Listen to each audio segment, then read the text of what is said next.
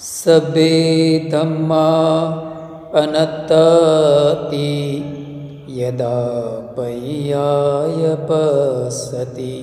अथ निबिन्दति दुःखे एषमग्गो विशुद्धया।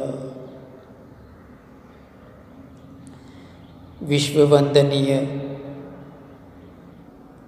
महाकारुणिक भगवान तथागत सम्यक संबुद्ध, बुद्धिस्टों के हृदय के सम्राट, बोधिसत्व, भारत रत्न बाबा साहब भीमराव अंबेडकर, हमारे श्रद्धावान उपासक उपासिकाएं, हमारे पूज्य भदंत प्रज्ञाबोधि के चरणों में सादर प्रणाम वंदन।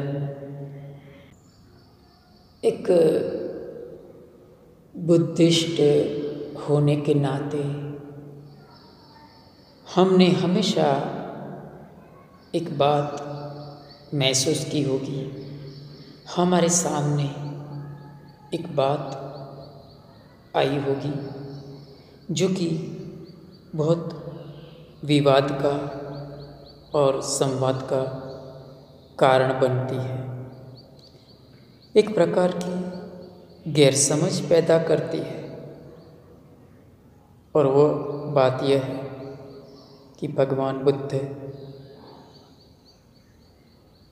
विष्णु के अवतार थे। तो आइए इस वक्तव्य के माध्यम से इस विषय का पूरा पोस्टमार्टम करके हम जानते हैं, समझने की कोशिश करते हैं कि आखिर अवतार क्या होता है। बुद्ध विष्णु के अवतार थे और ऐसा कहने के पीछे क्या कारण हो सकता है, इन सब बातों को इस वक्तव्य के माध्यम से गहराई से समझते हैं। पहली प्रथम बात तो यह है कि अवतारवाद और बुद्धिस्ट दर्शन अर्थात शून्यवाद अर्थात निर्वाणवाद, ये दोनों के बीच में कोई तारतम्य नहीं है। निर्वाण यानी मुक्ति, मोक्ष, निर्वाण, eternal happiness, ultimate salvation, ultimate liberation, जन्म मृत्यु के बंधन से मुक्ति, यह निर्वाण है। जबकि अवतारवाद बिल्कुल उल्टा है, बिल्कुल ही उसका भावार्थ उल्टा होता है। अवतारवाद का अर्थ होता है कि एक व्यक्ति बार बार किसी भी तरह का जन्म लेकर पृथ्वी पर अवतरण होता रहता है, पृथ्वी के ऊपर बार बार जन्म लेता है और बार बार मृत्यु को प्राप्त होता है। यह अवतारवाद का लक्षण है, उसकी फिलॉसफी है। तो फर्क बहुत ही स्पष्ट है कि मुक्ति, मोक्ष, निर्वाण और अवतारवाद दोनों में कोई तारतम्य नहीं है, कोई मेलजोल नहीं है।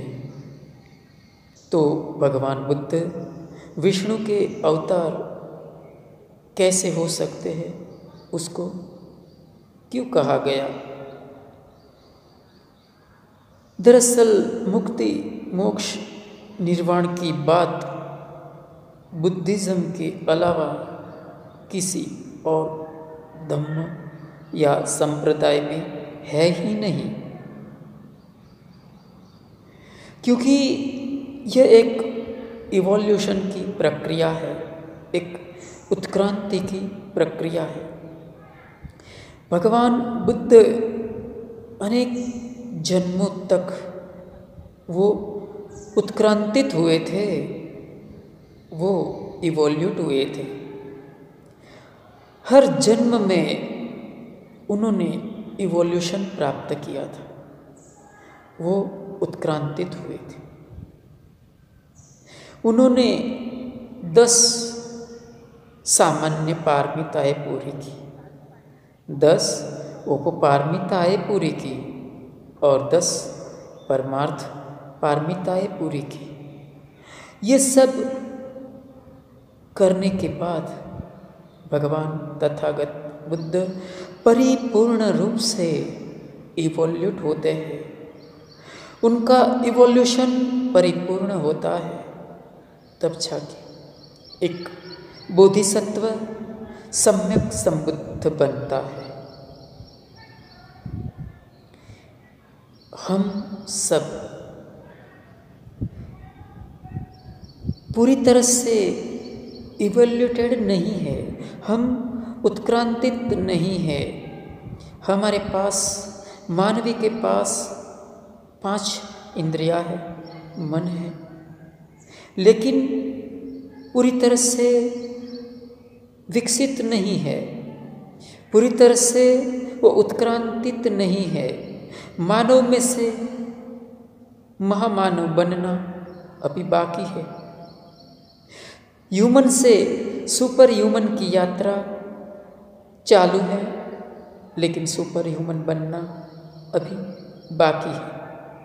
इवोल्यूशन का अंत तभी हो सकता है जब इंसान परिपूर्ण रूप से पूरे संसार को जान सकता है। उसे सर्वज्ञ कहते हैं, जो कि जो जानना चाहे वो जान सकता है। और एक बुद्ध की शक्ति अप्रमाण होती है। अपमाणो बुद्धो अपमाणो धम्मो अपमाणो संघो। माने बुद्ध की शक्ति अप्रमाण होती है। अप्रमाण का अर्थ होता है कि वो पूरे अनेक यूनिवर्स तक उनकी आज्ञा प्रसारित होती है। अनेक लोगों तक उनकी आज्ञा, उनका ज्ञान प्रसारित होता है। वो समग्र यूनिवर्स को, समग्र लोक को वो नियंत्रित कर सकता है। लेकिन याद रहे, बुद्ध होता है, वो कभी प्रकृति के सिद्धांत के विरुद्ध में गमन नहीं करता है। भगवान बुद्ध पूर्ण रूप से वो इवोल्यूट थे, पूर्ण रूप से वो उत्क्रांतित थे, वो एक सुपर ह्यूमन थे। भगवान बुद्ध अपने जन्म के बारे में, अवतारवाद के बारे में क्या कहते हैं? भगवान बुद्ध स्पष्ट रूप से कहते हैं कि अयमंती मां जाति नत्थी दानी पुनः भवति। मेरा ये अंतिम जन्म है, मेरा पुनः जन्म अब नहीं हो सकता है। दूसरी तरफ देखा जाए तो अवतारवाद के अनुसार विष्णु अभी भी कल्कि के रूप में जन्म लेने वाला है। और एक बात है, त्रिपिटक के अनुसार भगवान बुद्ध एक सुमेध तापस के रूप में आज से 1 लाख कल्प पहले एक तापस के रूप में थे जिसका नाम सुमेध था। जन्म ग्रहण करते करते अंतिम जन्म भगवान बुद्ध ने एक हाथी के रूप में तुषित देवलोक में लिया और वहाँ से वो च्युति पाकर माता महामाया की कुक्ष में आए थे। कोई विष्णु के अवतार नहीं थे। तो आखिर ऐसी बात, ऐसी गैरसमझ फैलाने का क्या तात्पर्य हो सकता है?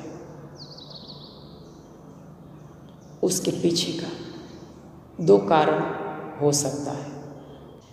एक तो बात यह है कि भगवान बुद्ध सम्यक संबुद्धत्व प्राप्त करने से पहले कुछ आचार्यों के पास वो गए थे, जिनके पास से उन्होंने कुछ विद्याएं सीखी थी। तो उस आधार पर, और जो उनके पिता थे भगवान बुद्ध के, उन्होंने भी भगवान बुद्ध को कुछ धार्मिक अध्ययन करने के लिए कुछ गुरुओं के पास भी भेजा होगा अपने गृहस्थ काल में। तो उस आधार पर ऐसा लोग मानते हैं कि भगवान बुद्ध विष्णु के 9वें अवतार थे। लेकिन एक बात समझने जैसी है। दरअसल हिंदू शब्द कहीं पर किसी गीता में, कोई पुराण में अवेलेबल नहीं है। हिंदू शब्द का इजाद बहुत बाद में हुआ है।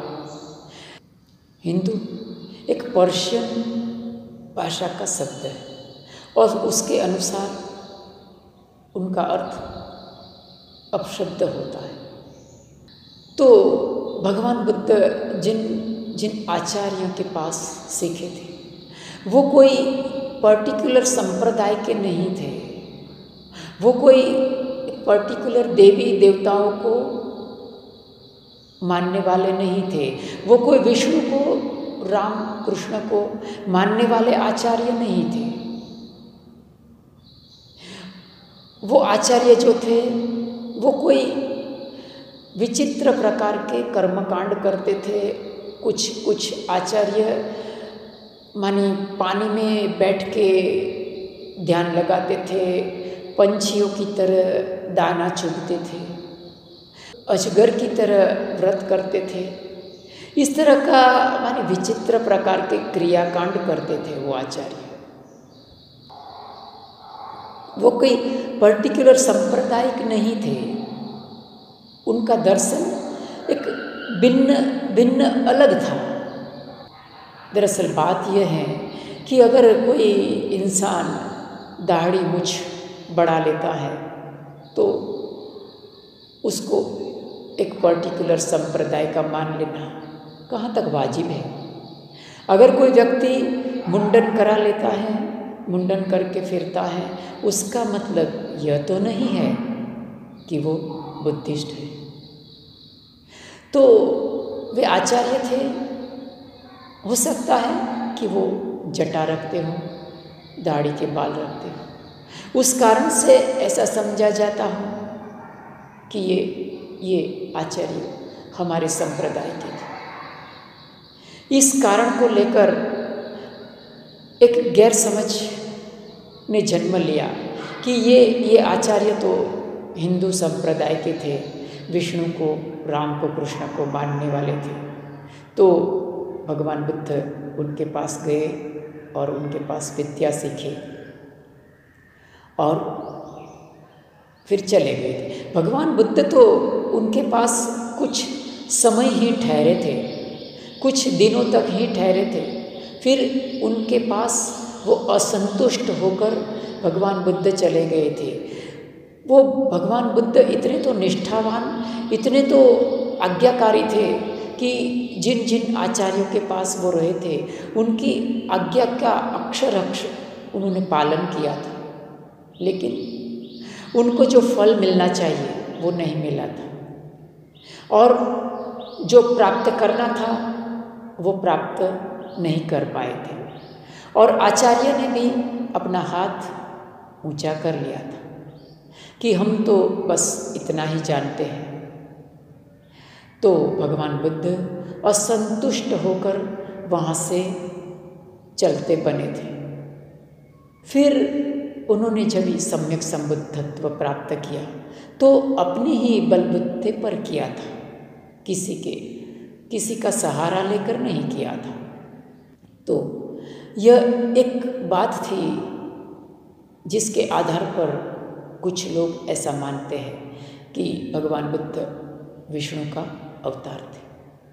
एक दूसरा कारण यह है कि बुद्धिज्म बहुत बड़ा धम्म है, पूरे देश विदेश में फैला हुआ है, अनेक देशों तक बुद्धिज्म फैला हुआ है, जबकि हिंदुइज्म की मात्रा बहुत कम है। हिंदुइज्म सिर्फ भारत देश और एक छोटा सा राष्ट्र नेपाल तक ही मर्यादित है। हिंदू की संख्या बहुत ही कम है। इतना ही नहीं, जो हिंदुइज्म के भीतर अंदर भी एक दूसरे को ऊंचा नीचा मानने की प्रथा है। उस कारण से जो नीची जाति के लोग हैं उसे हिंदू नहीं समझा जाता है। तो इस बात को कुछ लोगों ने भांप लिया।